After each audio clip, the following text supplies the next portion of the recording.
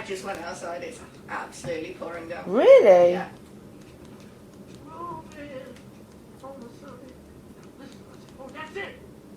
Yeah, I just spoke to Mark, the guy who did my album. I just spoke to him. He goes to me, hey, did you hear? Like, I'll be like, he goes, hey, I heard you heckle Bono. I did what? Because he always sounds like he's on painkillers. His voice is so retarded.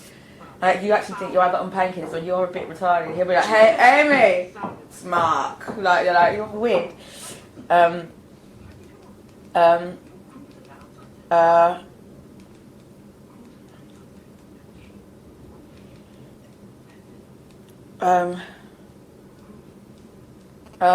Yeah, sorry. He's coming to London tomorrow. He's like, hey Amy, I heard you heckle Bono. And then he'll let me say some story about how minorly famous I am. And then he'll go, hey, you know I went to Tom Cruise's wedding? I'm like, what? He goes, yeah, I DJ'd. I don't know why I'm making it sound like he's from Norway, like I'm from around here. He's like, yeah, I DJ'd. I was like, really? He goes, hey, you don't wedding? Yeah, he goes, hey, you don't download things, do you? I was like, no. He's like, oh shit, find it funny. He's like, did he dance? He's like, oh, I can't remember, man. He's really funny. But he's coming over tomorrow. What, yeah? Sorry. Would it be possible to switch the telly off, please? Please, otherwise, it's a bit difficult to use it for radio. Grand. Are we going to use it directly on the radio? Well, I mean, it was set up for a German magazine called Musik Express, but I also work for radio in Switzerland. Okay. So, if you're happy with that. Cool. I mean, since you're talking about Mark anyway, yeah. What do you think, what has he brought to your music? Well, me and Mark, it was a case of you inspire me and then I inspire you. Because when I met him, I played him all the 60s stuff that I'd been listening to, and he was just like, wow, oh my God. Like, you could tell he was really inspired by it. And I came in the next day and he had a couple of beats for me, and I was like, wow, and his beats inspired me to write more. So, I was saying to him, you know, can I come over Christmas and New Year's and we'll work? And he said to me, well, I'm going to be in London anyway. He's like, well, do you want to do another album? And I was like, well, yeah. He's like, that's pretty quick. And I was like, sorry, it's my boyfriend. Let me just get rid of it. Hello, darling. Yeah, fine. I'm not in Birmingham yet. Are you enjoying your date with your new girlfriend now you think I've left the city? What? I will find her. I'll be back in about an hour, okay? Where are you? Oh, well then I'll be in the mixer in about 45 minutes. Yes, we can do whatever you want to do, but I'll meet you in the mixer. And I've got 2 phone interviews to do, so you don't have a choice about that. Bye. I love men. They're great. Sorry. Mark Ronson? Yes, we in turn inspired each other. And then I just said to him, can I come and we'll do another album? And he was like, are you serious? Like, already? With his weird voice. And I was like, well, Mark, I've been talking about you all day, and you are a very inspirational person. And you know when you meet a music geek, and you think, wow, another music geek, and then you try and impress each other. Me and him have that kind of relationship where outside of work, we're really like that. We'll get on, we're like brother and sister, we'll like pull each other's hair and slap each other. But in work, we're really like, I did this, and we get all excited. I'm like, wow, that sounds great. He's like, this is going to be so cool. And I'm like, I know. Like, so we're like 2 little teenagers in a studio. So where did this Shangri-La's idea sort of spring from? Listening to the Shangri-Las. I just wanted to make music that was really atmospheric. I mean, the next album's going to be even more atmospheric. That's the thing. And some guy was just saying to me, you know, you've topped yourself with the, not you topped yourself, right? You've swallowed a bottle of pills. You've, you know, outdone yourself with this one. Are you worried about the next one? I said, well, no, I'm not worried because I'm excited about doing the next one. If my heart wasn't in it, I'd be shitting it. Do you know what I mean? But I'm already, like, you know, the thing is, the longer you leave it between albums, the more you have to talk about each album. Like, if I did another album in Christmas, I wouldn't have to talk about this one anymore. And I haven't even probably started yet, have I, really? So...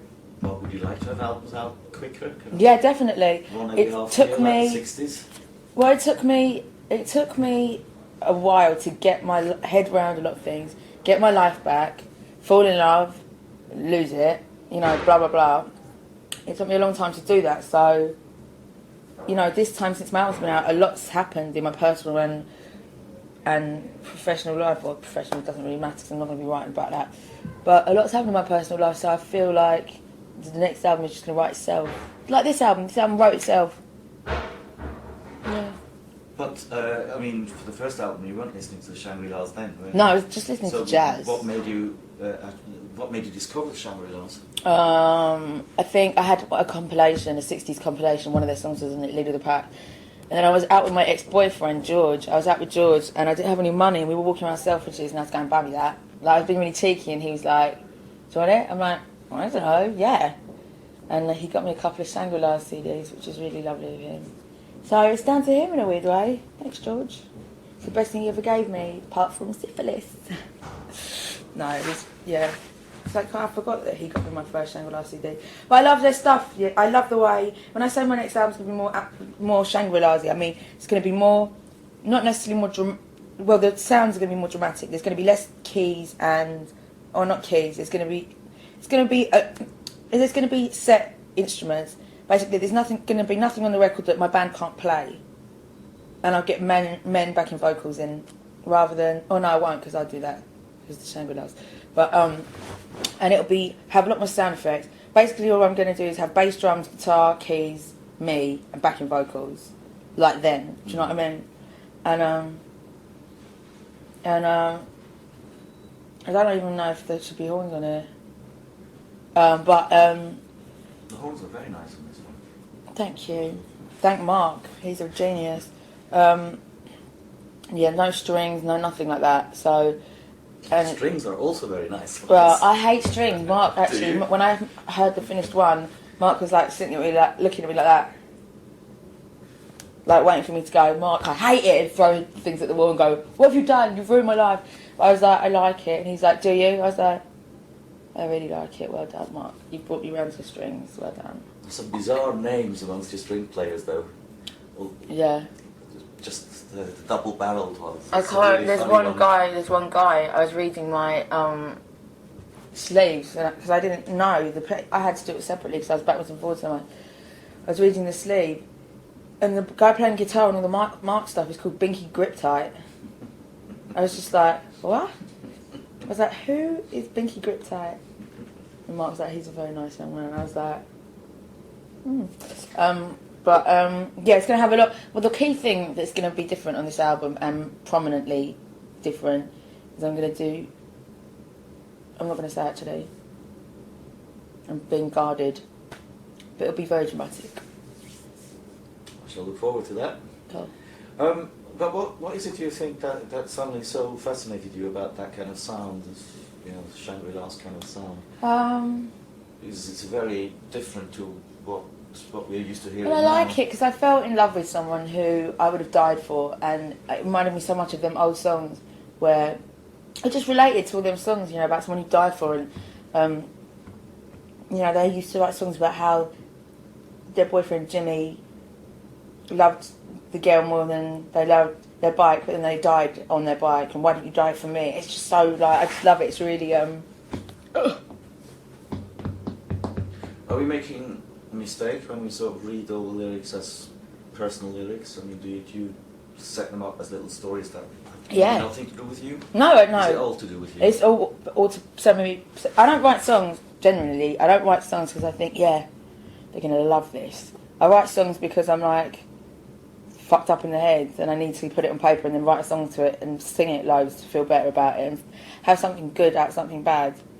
When I did this album, when I say it wrote itself, it's because I had these feelings, I had these words floating around in me, but I just felt so bad about the whole situation. When you write a song, you have to write a whole thing. You have to remember how you felt. You have to remember what the weather was like. You have to remember what his neck smelled like. You have to remember all of it. And when I started writing it, it was probably a good 8 months after I'd split up with Blake, because I needed it to be far enough that it didn't hurt so badly anymore and deep if I brought all the memories back, but not so far that I can remember. So I think 8 months nailed it, and the minute I started writing about him, the songs just I mean, Mark would say that songs just wrote themselves. They really did.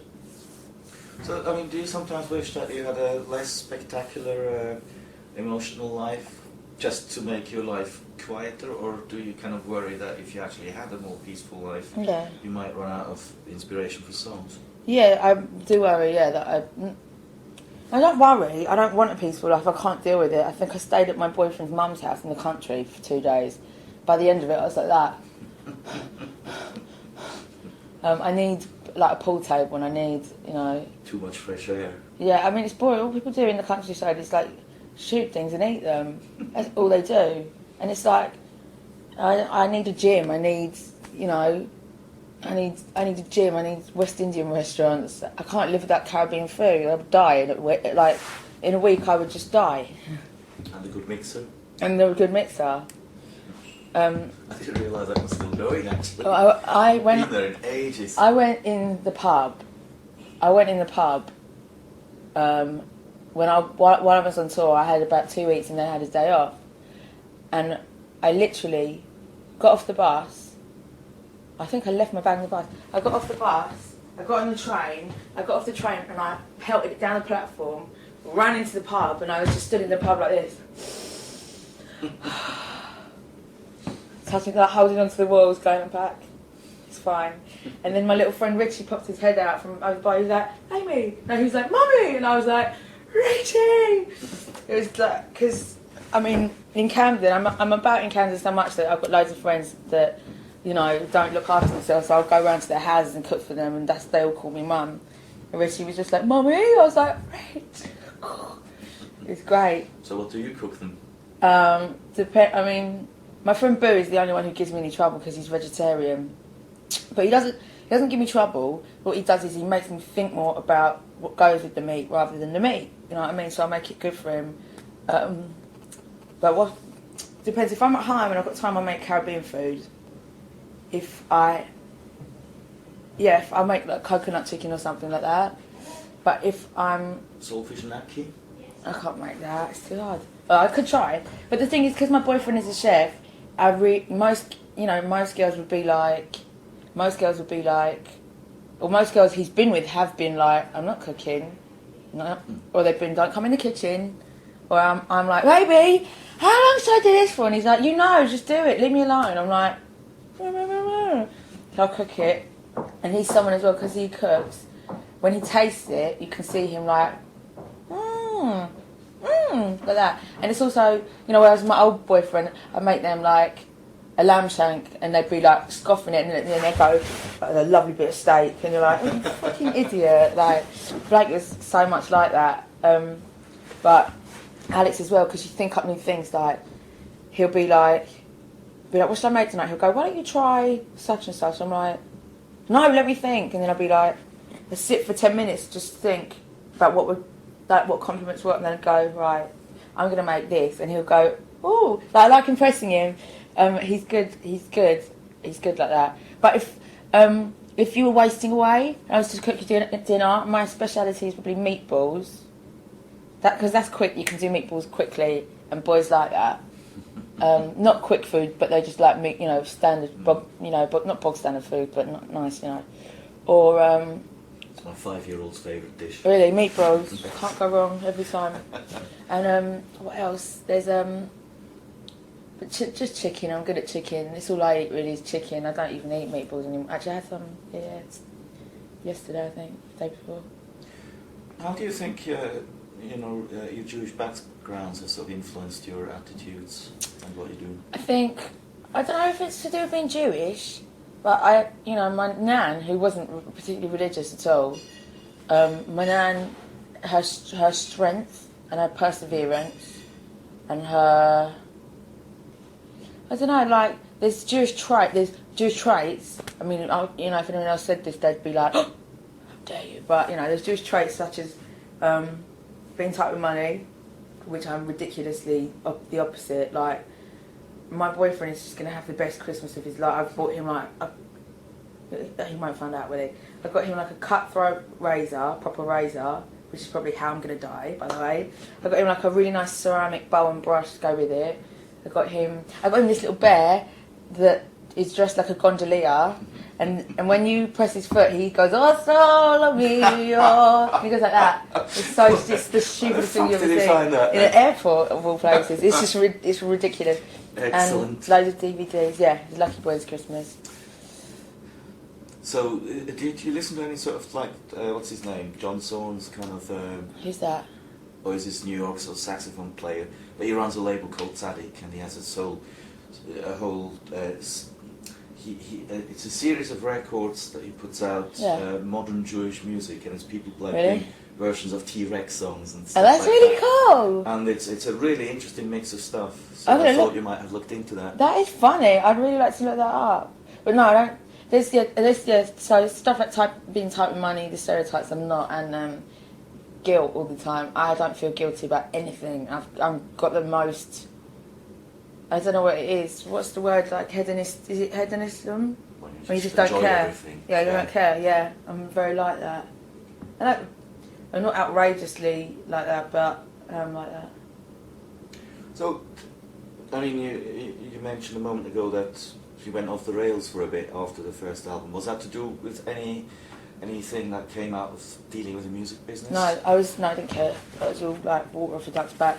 I think I know when you're talking about, and I think it was because I split up with someone who I was in love with, and I did a particular thing that was like I knew it would be the nail in the coffin. I knew that when he found out, that he wouldn't be able to talk to me ever again. And I knew I had to do that because we were too much in love. I knew one of us had to finish the other one off. Do you know what I mean?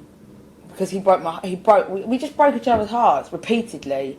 And I think we sabotaged our own relationship by trying to prove to ourselves that we weren't in love with each other. Like, because we were too young to be that much in love. It was just it was like, it's horrible.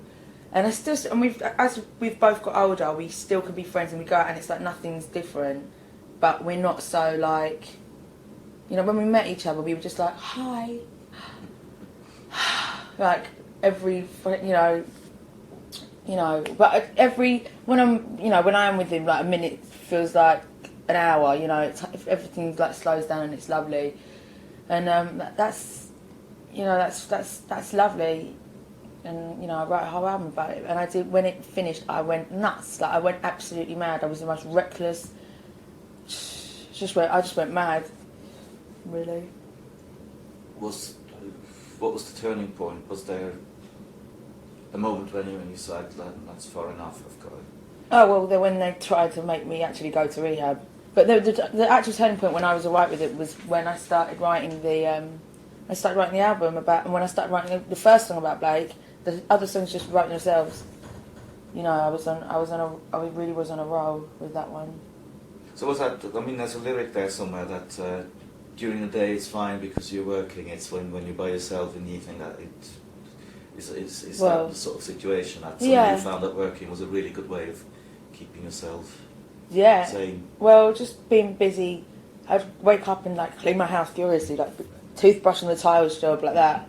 I was literally like, don't think about him. Because everything, when you're in love with someone, everything reminds you of them. Everything. That's why you have to not block out them, but sometimes just block out everything. And that's what I had to do. Like, everything reminded me of him. I looked in my fridge, I thought of him. I'd fucking walk up the stairs, I'd see blood up the walls and think of him. Because I always used to punch the walls. As you can see, look, I still do. They're very mature. Just everything reminded me of him. Like I couldn't walk down my street because if I walked past the bookies, that was like our first date was in the bookie. It was just stuff like that. So I had to block it out. And I didn't get over it fully until I started writing the songs, and then I was cool. And I'm always going to be cool because once you get your heart broken once, it can never happen again. So even if my current boyfriend always says to me, if Blake took you back, you'd go back in a second. And I'm just like, I'm not going to wind him up, but I'm like, if you only knew the truth, where Blake's ringing me up, go, what are you doing with him? What are you doing? What are you doing? What's the point? So that's quite funny, really. Well, before I get turfed out, I have to ask you one thing. It's just a curiosity. Yeah.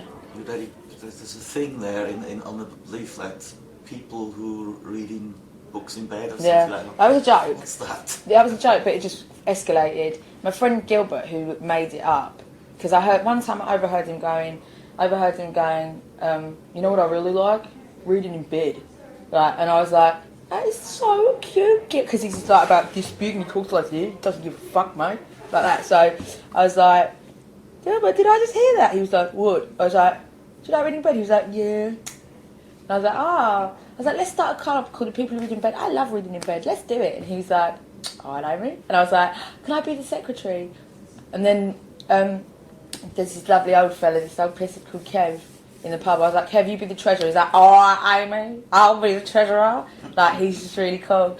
And then that was kind of a joke, but then I made up a handshake. It just went a bit fast. So when you see a fellow person who reads in bed, you bow, then you do no, yes.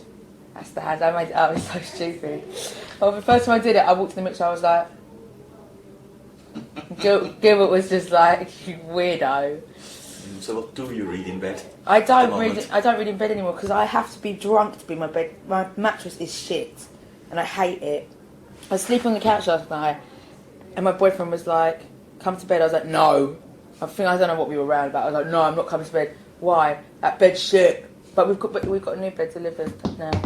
Excellent. Cool. Thank you very much. Thank you. All the We're best. going back to Kelvin now. Yes. Yeah. Right, I'm going to go around to the record company and see what I can steal. Can we do a little trolley dash of the floor? Yeah. Yeah.